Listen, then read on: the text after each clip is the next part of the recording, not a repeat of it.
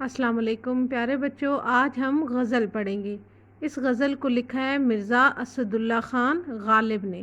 آئیے پہلے غزل پڑھ لیتے ہیں۔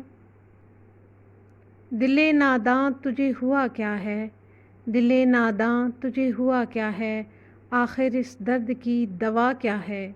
ہم ہیں مشتاق اور وہ بیزار، ہم ہیں مشتاق اور وہ بیزار، یا الہی یہ ماجرا کیا ہے۔ میں بھی منہ میں زبان رکھتا ہوں، میں بھی منہ میں زبان رکھتا ہوں، کاش پوچھو کہ مدعا کیا ہے۔ ہم کو ان سے وفا کی ہے امید، ہم کو ان سے وفا کی ہے امید، جو نہیں جانتے وفا کیا ہے۔ ہاں بھلا کر تیرا بھلا ہوگا، ہاں بھلا کر تیرا بھلا ہوگا، اور درویش کی صدا کیا ہے۔ جان تم پر نثار کرتا ہوں، جان تم پر نثار کرتا ہوں، میں نہیں جانتا دعا کیا ہے۔ میں نے مانا کہ کچھ نہیں غالب، میں نے مانا کہ کچھ نہیں غالب، مفت ہاتھ آئے تو برا کیا ہے۔ یہ غزل لی گئی ہے دیوان غالب سے۔ آئیے اب شاعر کا تعارف دیکھ لیتے ہیں۔ مرزا اسد اللہ خان غالب کی تاریخ پیدائش ہے 1797 اور آپ شہر پیدا ہوئے تھے آگرہ میں۔ آپ آگرہ شہر میں پیدا ہوئے تھے 1797 کو، اور آپ کی تاریخ وفات ہے 1869 اور آپ دلی میں دفن ہوئے تھے۔ اصل نام اسد اللہ خان غالب اور اصل نام اسد اللہ خان اور تخلص غالب تھا۔ آپ آگرہ میں پیدا ہوئے۔ والد کا نام مرزا عبداللہ بیگ تھا۔ غالب کی عمر 5 برس کی تھی کہ ان کے والد ایک لڑائی میں مارے گئے۔ والد کے انتقال کے بعد مرزا کی پرورش ان کے چچا نصر اللہ بیگ کے سپرد ہوئی تھی، جو کہ انگریزی فوج میں ملازم تھے۔ وہ بھی جلد ہی انتقال کر گئے تو یہ اپنی والد کے ساتھ دلی آ گئے۔ بچپن میں انہوں نے شیخ معظم سے تعلیم پائی، بعد میں انہوں نے عبدالصمد سے فارسی میں مہارت حاصل کی۔ دلی میں 13 برس کی عمر میں ان کی شادی نواب الہی بخش معروف کی بیٹی سے ہوئی۔ مرزا غالب کو پنشن ملتی تھی، جس کے اضافے کے لیے انہوں نے کلکتے کا سفر بھی کیا، مگر اس میں اضافہ نہ ہوا۔ چنانچہ معاشی تنگ دستی کی وجہ سے 1850 میں بادشاہ کی ملازمت اختیار کی۔ 1857 میں جنگ آزادی کی وجہ سے پنشن بھی بند ہو گئی اور شاہی ملازمت بھی جاتی رہی۔ نواب یوسف علی خان والی رامپور نے 100 روپیہ ماہوار وظیفہ مقرر کیا، جو تا حیات انہیں ملتا رہا۔ عمر کا آخری حصہ بیماریوں میں گزرا۔ انہوں نے دلی میں وفات پائی اور وہیں دفن ہوئے۔ غالب نے اردو اور فارسی دونوں زبانوں میں شاعری کی۔ اردو شاعری میں ان کا مقام بہت بلند ہے، جسے سب نے تسلیم کیا۔ وہ بہت زیادہ وسعت نظر رکھتے تھے۔ غالب ہر دور کے اہم شاعر ہیں۔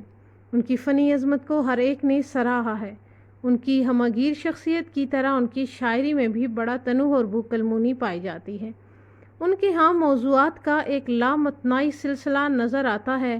ان کی اردو غزل مضامین کی رنگا رنگی، وسعت نظر، تخیل کی بلندی، پہلو داری، معنی افرینی، نادر تشبیہات و استعارات، نئے نئے الفاظ و تراکیب، طنز و ظرافت، افاقیت اور جدت ادا کی بدولت بہت اعلیٰ پائے کی ہے۔ ان خصوصیات کی بدولت انہیں اردو شاعروں کی صف اولین میں ممتاز جگہ ملی ہے۔ غالب کی اہم تصانیف میں دیوان غالب اردو، دیوان فارسی، گل رہنا، مہر نیمروز، دستمبو، کات برہان، لطائف غائبی، قادر نامہ، عود ہندی اور اردو معلیٰ شامل ہیں۔ آئیے اب اشعار کی تشریح کر لیتے ہیں۔ شعر نمبر 1 ہمارے پاس: دل ناداں تجھے ہوا کیا ہے، آخر اس درد کی دوا کیا ہے۔ ناداں، بے وقوف، ناسمجھ، درد، تکلیف، دوا، علاج۔ اس شعر کا مفہوم کچھ یوں بنتا ہے: ناسمجھ دل کو کیا ہو گیا ہے کہ پریشان سا رہتا ہے۔ تکلیف کا علاج بھی یہی بتا سکتا ہے، جو سوچ سے بالکل عاری ہو چکا ہے۔ غالب کی فنی عظمت کا یہ عالم ہے کہ ان کی شاعری ہر دور میں پسند کی جاتی رہی۔ ان کی شاعری میں انفرادیت اور رنگا رنگی پائی جاتی ہے۔ مذکورہ شعر میں کہتے ہیں کہ اے نہ سمجھ دل، تجھے کیا ہو گیا ہے کہ تو ہر وقت غمزدہ اور پریشان رہتا ہے۔ تیری اس افسردگی و دیوانگی نے مجھے اداس کر رکھا ہے۔ مجھے معلوم نہیں کہ ایسا کیوں ہوا ہے۔ تو ہی بتا کہ آخر اس تکلیف کا علاج کیا ہے، تاکہ میں اس پر عمل کر کے سکون حاصل کر سکوں۔ غالب اپنی غزل کے اس مطلع میں اپنے ہی دل سے مخاطب ہے کہ اگر تو تکلیف میں مبتلا ہے تو اس درد کا مداوع بھی تو ہی کر سکتا ہے۔ سوال کا مدعا استفسار ہرگز نہیں، بلکہ ایک طرح کی ملامت ہے جو دل کو کی جا رہی ہے۔ شاعر کا دل در حقیقت کسی کی محبت میں مبتلا ہو گیا ہے، ایک محبت میں گرفتار دل جو ہر وقت بے چین اور بے قرار رہتا ہے۔ دل کی خوشی صرف محبوب کے دیدار اور قرب تک محدود ہو جاتی ہے۔ زندگی کی تمام خوشیاں محبوب کی ذات سے وابستہ ہو جاتی ہیں۔ دل بے ایمان ہو جاتا ہے اور اپنا نہیں رہتا۔ انسان کا اختیار دل پر سے اٹھ جاتا ہے۔ بقول شاعر، اے دل کسی کے قرب کی مانگے ہے کیوں دعا، اے دل کسی کے قرب کی مانگے ہے کیوں دعا، زخموں سے کیا ابھی تیرا دامن بھرا نہیں۔ اور ایک شاعر دل کی تکلیف کا تذکرہ یوں کرتے ہیں، تم مانگ رہے ہو دل سے میری خواہش، تم مانگ رہے ہو دل سے میری خواہش، بچہ تو کبھی اپنا کھلونا نہیں دیتا۔ انسان کا دل ایک ناسمجھ بچے کی طرح ہوتا ہے، جب وہ کسی پر آ جائے تو انسان کو اس پر اختیار نہیں رہتا۔ اس لیے غالب بھی دل کی تکلیف کو اس کی ناسمجھی سے عبارت کر رہے ہیں اور کہہ رہے ہیں کہ آخر اس کا تدراک کیسے کیا جائے۔ شعر نمبر 2 ہے ہمارے پاس، ہم ہیں مشتاق اور وہ بیزار، ہم ہیں مشتاق اور وہ بیزار، یا الہی یہ ماجرا کیا ہے۔ مشتاق کی میننگ ہے چاہنے والا، ماجرا قصہ کہانی، بیزار متنفر ناخوش ناراض، یا الہی اے اللہ۔ ہم محبوب کو چاہتے ہیں جبکہ وہ ہماری طرف توجہ نہیں دیتا۔ اللہ تعالیٰ ہی بہتر جانتا ہے کہ ایسا کیوں ہے۔ غالب کی شاعری میں موضوعات کی رنگا رنگی، تشبیہات و استعارات، وسعت نظر، پہلو داری، معنی افرینی اور تخیل کی بلند پروازی پائی جاتی ہے۔ مذکورہ شعر میں فرماتے ہیں کہ ہم محبوب کو ٹوٹ کر چاہتے ہیں اور اس کی خاطر ہر دکھ سہنے کو تیار ہیں۔ محبوب ہے کہ اسے ہم پر ترس ہی نہیں آتا، وہ پیار کا جواب پیار سے نہیں دیتا۔ ہم اسے چاہنے والے ہیں اور وہ ہمیں دھتکارنے والا ہے۔ اے پروردگار، تو ہی بتا کہ آخر کیا ماجرا ہے کہ ہمارا محبوب ہم سے ناراض ہے۔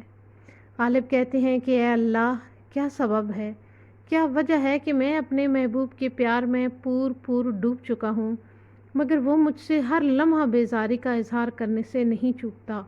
بقول شاعر، سب کے ہیں آپ سب سے محبت ہے آپ کو، سب کے ہیں آپ سب سے محبت ہے آپ کو، میرے نہیں ہیں آپ شکایت ہے آپ سے۔ الفت کا مزہ جب ہے کہ ہوں وہ بھی بے قرار، الفت کا مزہ جب ہے کہ ہوں وہ بھی بے قرار، دونوں طرف ہو آگ برابر لگی ہوئی۔ شاعر محبوب کی بیزاری کا گلہ اس طرح کر رہے ہیں، غیروں کی بات چھوڑیے آخر وہ غیر ہیں، غیروں کی بات چھوڑیے آخر وہ غیر ہیں، اپنا بنا کے آپ تو رسوا نہ کیجیے۔ قدرت کا قانون ہے کہ آپ جس شخص کو بہت زیادہ چاہنے لگتے ہیں وہ بیزار ہونے لگتا ہے۔ دوریوں میں بہت کشش ہوتی ہے۔ شاعر کی بے انتہا محبت اور چاہت محبوب کو بیزار کر رہی ہے۔ بقول شاعر، اس قدر نہ ٹوٹ کے چاہو اسے، اس قدر نہ ٹوٹ کے چاہو اسے، وہ بے وفا ہو جائے گا۔ اور ایک اور شاعر فرماتے ہیں، کسی کے ظرف سے بڑھ کر نہ کر مہر و وفا ورنہ، کسی کے ظرف سے بڑھ کر نہ کر مہر و وفا ورنہ، کہ اس بے جا شرافت سے بہت نقصان ہوتا ہے، کہ اس بے جا شرافت سے بہت نقصان ہوتا ہے۔ شعر نمبر 3 ہے ہمارے پاس، میں بھی منہ میں زبان رکھتا ہوں، میں بھی منہ میں زبان رکھتا ہوں، کاش پوچھو کہ مدعا کیا ہے۔ منہ کی میننگ ہے منہ، کاش خدا کرے، زبان رکھنا بول سکنا، مدعا، مقصد، خواہش۔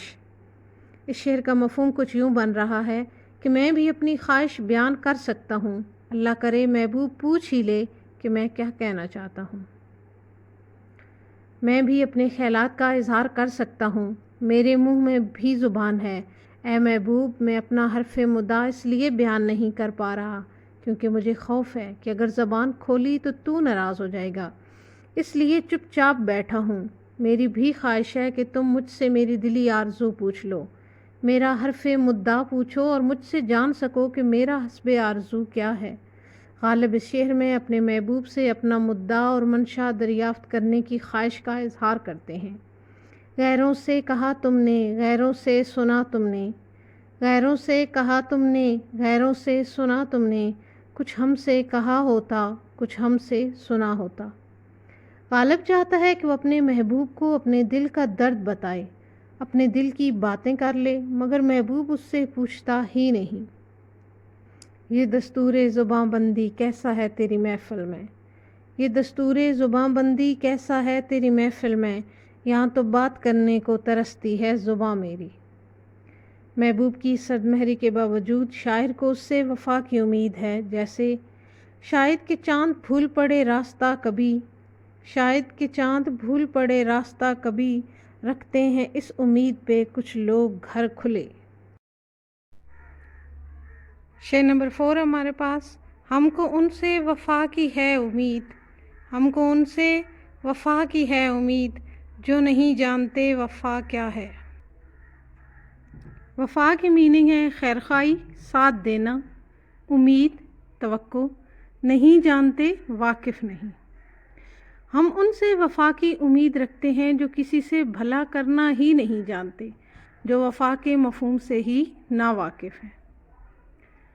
غالب کی شاعری میں معنی آفرینی اور تخیل کی بلند پروازی پائی جاتی ہے۔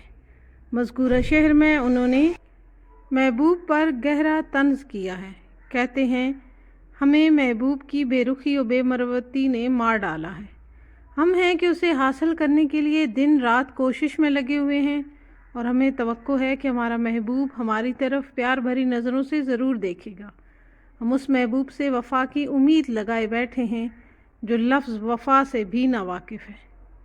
شاعر دراصل بیان کرتا ہے کہ اس کا محبوب جفا پیشہ ہے اور وفا کے مفہوم سے بھی نابلد ہے، مگر وہ اس سے وفا کی تمنا رکھتا ہے۔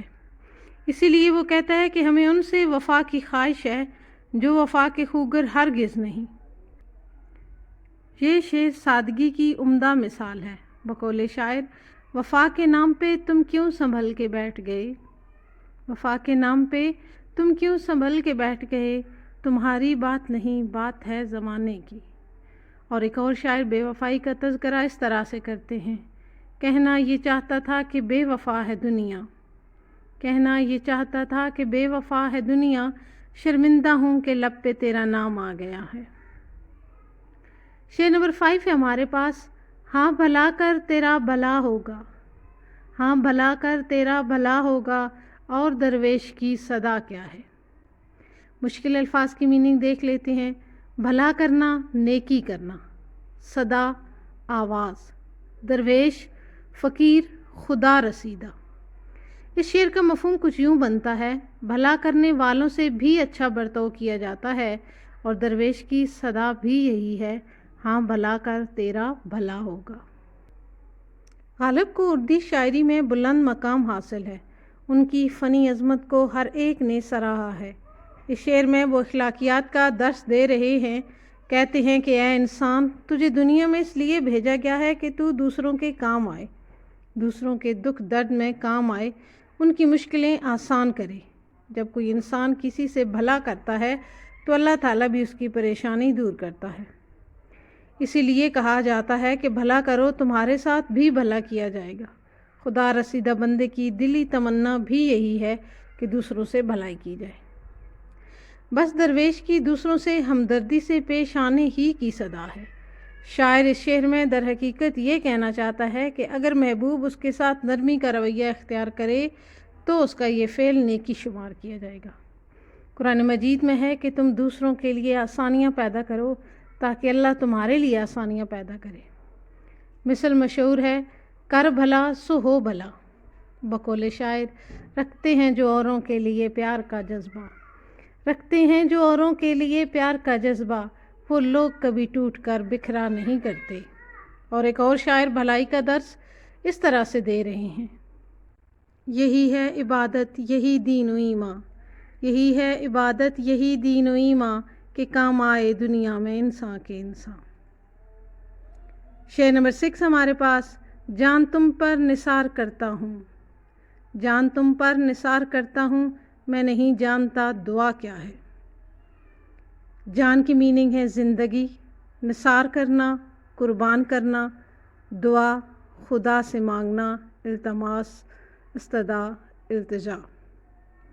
اس شعر کا مفہوم کچھ یوں بنتا ہے کہ میں جان تم پر قربان کرتا ہوں، میں صرف دعا کرنا نہیں جانتا۔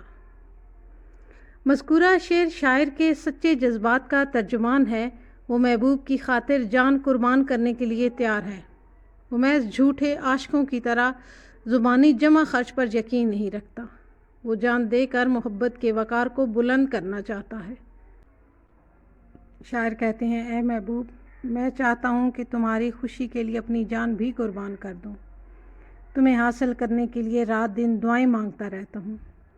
میں دعا کی اہمیت سے ناواقف ہوں، لیکن مجھے پوری امید ہے کہ میری دعا ضائع نہیں کی جائے گی۔ اللہ تعالیٰ اسے قبول کرے گا اور میرا محبوب مجھے ایک نہ ایک دن ضرور ملے گا۔ جس طرح ہر محبت کرنے والا اپنے محبوب کے لیے تن من دھن کی قربانی دینے سے دریغ نہیں کرتا، بالکل اسی طرح اس شعر میں بھی شاعر اپنے محبوب پہ اپنی جان قربان کرنے کا اعلان کرتا ہے، اور اپنی دعا میں بھی فقط اپنے محبوب کی خوشیاں ہی مانگتا ہے، تاکہ اپنے محبوب کو خوش و خرم دیکھ کر اسے بھی خوشی و مسرت کی دولت حاصل ہو۔ شاعر محبوب کے لیے جان تک قربان کرنے پر آمادہ ہے، صرف دعا دینے پر ہی اکتفا نہیں کرتا۔ بقول شاعر: یہ سچ ہے کہ تم میری زندگی ہو، یہ سچ ہے کہ تم میری زندگی ہو، زندگی کا مگر بھروسہ کیا۔ اور ایک اور شاعر محبوب کی ذات کی اہمیت اس طرح سے بیان کرتے ہیں: زندگی جس کے دم سے ہے ناصر، زندگی جس کے دم سے ہے ناصر، یاد اس کی عذاب جاں بھی ہے۔ ایک شاعر محبوب کو زندگی سے بھی پیارا قرار دیتے ہوئے فرماتے ہیں: سب کو پیاری ہے زندگی لیکن، سب کو پیاری ہے زندگی لیکن، تم ہمیں زندگی سے پیارے ہو، تم ہمیں زندگی سے پیارے ہو۔ شعر نمبر 7 ہے ہمارے پاس: میں نے مانا کہ کچھ نہیں غالب، میں نے مانا کہ کچھ نہیں غالب، مفت ہاتھ آئے تو برا کیا ہے۔ مانا، تسلیم کیا، کچھ نہیں، بالکل نہیں، برا کیا ہے، کیا نقصان ہے۔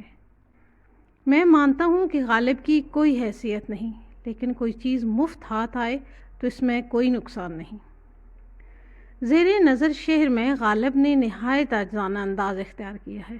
وہ محبوب سے کہہ رہے ہیں کہ میں جانتا ہوں میری کوئی قدر و قیمت اور حیثیت و وقت نہیں، میں تجھے چاہنے والا ہوں، میری دلی خواہش و تمنا اور آرزو یہی ہے کہ تجھے حاصل کر لوں، مگر تمہارے نزدیک میری کوئی حیثیت نہیں ہے۔